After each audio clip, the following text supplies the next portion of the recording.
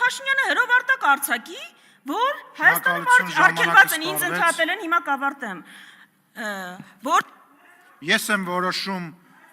իմ հետ տենց խոսալ տիկին Վարդանյան, չի կարելի։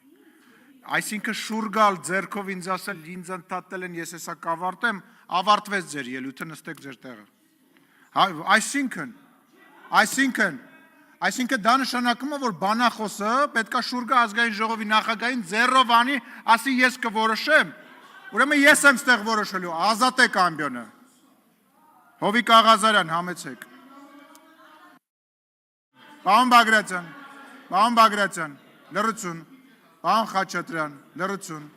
խնդրեմ պարոն Աղազարյան, համեցեք, պարոն Բագրատյան,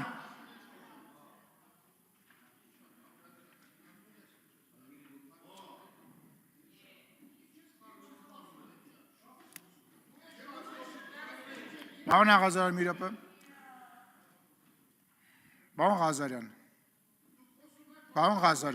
պարոն Ղազարյան, պետք չի ինձ պաշտպանել պարոն Բագրատյանից։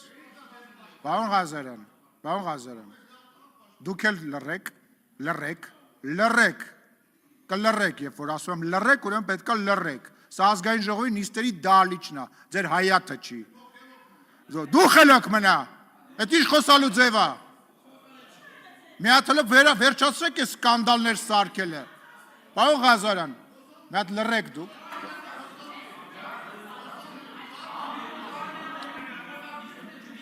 Ես ուզում եմ հասկանամ, դուք այսքան ժամանակ մի հատ ելույթ չեք ունեցել։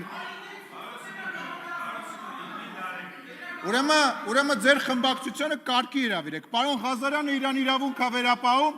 դահլիճ չմտած ընդեղ աստիճանավանդակից հրահանգներ է տալիս։ Մյուս պատգամավորը ինձ ասում է ես կորոշեմ, երբ եմ խոսալու, կարգի հրավիրեք ձեր խմբակցությունը, թե չէ ես կարգի կհրավիրեմ։ Ուրեմն կարգի հրավիրեք ձեր, ասում եմ, չհամարձակվեք, մտնել ազգային ժողովի նիստերի դահլիճ, ընդե աստիճանավանդակից կարգ ու կանոն թելադրեք։ Ուրեմն ես կրկնում եմ, դա ձեզ չի վերաբերվում, ես նիստերը վարում եմ նենց, ոնց որ գտնում եմ ճիշտ, այսինքն ինչ նշանակում, դուք պետք է որոշեք, թող խառնվեն, թե չխառնվեն։ Լռեք։ Պարոն Մինասյան, նստեք պարոն Աղազարյանն, բանակցությունների մեջ չենք մտնում, նստեք։ Սենց ֆորմատ չկա, նստեք ձեր տեղը, շարունակեք պարոն Աղազարյան։